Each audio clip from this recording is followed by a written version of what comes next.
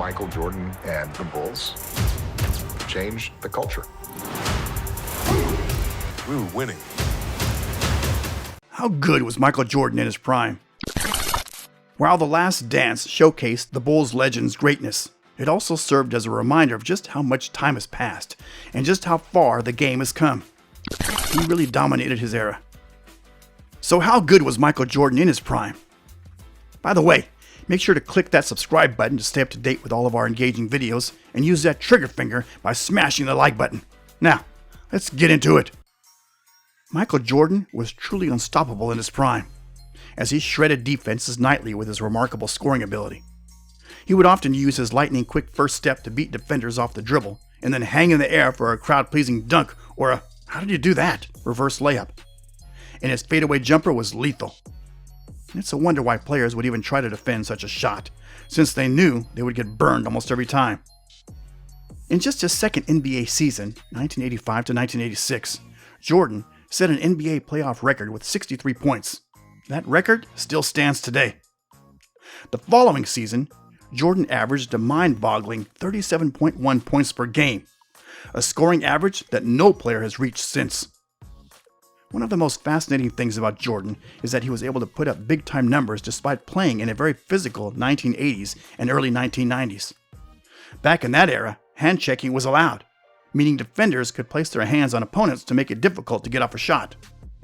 Also, defenders could camp in the paint and not be called for a 3-second violation. Today, rough and physical defense is no longer allowed so that players can have more opportunities to score.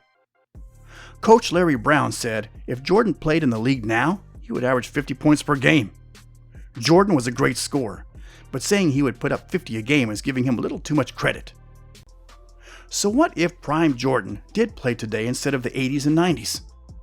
Without a doubt, people wouldn't be debating about whether Kobe Bryant or LeBron James was the best player in the NBA, since everyone would know Jordan was clearly the top dog. Jordan would lead the league in scoring every year with around 40 points per game. If he put up 30 a night when he was in his prime, there's no reason to believe that he couldn't average 40 in today's unphysical NBA. Could Jordan do the unthinkable and score 81 like Bryant did? Certainly. Jordan just might have scored 101, surpassing Wilt Chamberlain's record by 1 point. Okay, that's extremely unrealistic. However, Jordan would have matched Kobe's 81 at some point. Prime Jordan versus prime Kobe would be interesting. Really interesting, as the two high-scoring guards would go at it every time they faced one another. It might have been like Jordan versus Larry Bird or Jordan versus Dominique Wilkins back in the day. Jordan would score a ton of baskets on Kobe, and Kobe would score a ton of baskets on Jordan. It surely would be a fierce shootout between the two, with lots of fadeaway jumpers and dazzling dunks. Jordan versus LeBron would be a tantalizing one-on-one matchup as well. In each meeting, both players would try to prove to the other who was the better number 23. LeBron would get his share of points, but in the end, Jordan would always get the last laugh. Jordan just might have appeared in a few dunk contests. Since he was such a big trash talker, maybe he talks LeBron into finally participating. A contest featuring Jordan, LeBron, Dwight Howard, and Nate Robinson would be appealing to say the least. MJ would find a way to win. They don't call him Air Jordan for nothing, right? If prime Jordan played today, he might average 30, 40, or even 50 points a night. Who knows? One thing's for sure, though. He would be the game's top player, just like he was in his heyday. Sorry, Kobe and LeBron. The most outdated aspect of The Last Dance wasn't Michael Jordan's wardrobe, it was the basketball games. MJ is just as compelling a figure as he was in 1998. So how would MJ, the greatest player the game has ever seen up until his era, hold up against today's competition? The most obvious change to basketball in the past 20 years has been the rise of the three-point shot. Jordan was never a prolific three-point shooter, averaging just 1.7 attempts per game over his career and shooting a pedestrian 32.7%. The shot used to be such a novelty that Jordan famously shrugged his shoulders after hitting 6 1/2 in the 1992 NBA Finals. Now it's a go-to for almost every perimeter player and the best bigs, with the top teams in the league deploying it as their weapon of choice. In the 1998 Finals, Jordan's last championship season, the Bulls and Jazz shot 20 total threes in the decisive game. In the 2019 Finals, the Warriors and Raptors shot 64 in their final clash. Many assume that MJ, who averaged 30.1 points over his career, would average 45 in today's NBA since defenses aren't as physical and can no longer use their hands to guard on the perimeter. But opponents would be able to force Jordan to be a passer in many ways that weren't allowed in his prime. The biggest beneficiaries of time swap scenarios are the modern day players going back to an era when defenses couldn't crowd them and spacing didn't matter. How much of a difference would hand checking have made against guys as big as LeBron James, Kevin Durant, and Giannis Antetokounmpo? The question isn't whether LeBron would be tough enough to survive his own version of the Jordan rules. It's whether they would even work against someone who weighs almost 300 pounds. Prime Jordan was always the best athlete on the floor. He never had to deal with centers who could play like guards. The big men of his era played under the basket, not at the three-point line.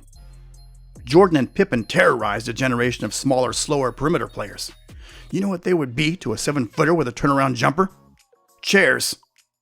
Modern players tend to be too respectful when discussing previous eras of the game, but every once in a while, they will let you behind the curtain and tell you how they really feel. Players from the 80s and 90s who think modern players couldn't survive in their era have things backward. The vast majority of older players would have no chance of spreading the floor on offense or keeping up on defense in 2020. They would get run right out of the gym. Only the very best would even have a chance. It's hard for any player to dominate his era as thoroughly as Jordan did, but there also comes a point when that very dominance can be turned back against him. It's no wonder that we have spent the past 20 years waiting for the next Jordan. We return to the ancient tapes to relive the legend. We pass his story down to those who weren't lucky enough to experience it themselves. We saw him play with our own eyes. The people who come after us must know what it was like. They have to understand how he made us feel. And one day, maybe, just maybe, we might see someone who can make us feel that way again. So, we are ever watchful for signs among the next generation of the second coming. Everything they say, everything they do must be compared to the Jordan standard. He would never team up with his greatest rivals. He would never pass up the last shot. He would never subtweet his teammates.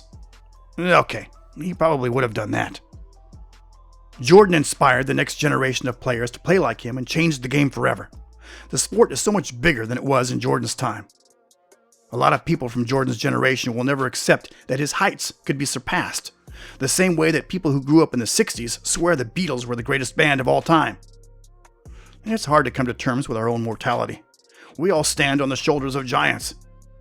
It doesn't matter whether Isaac Newton was a greater scientist than Albert Einstein. Einstein couldn't have existed without him. LeBron took what Jordan gave him and pushed the game to new heights. Let's hope the players who follow him can do the same. Are you a fan of Michael Jordan?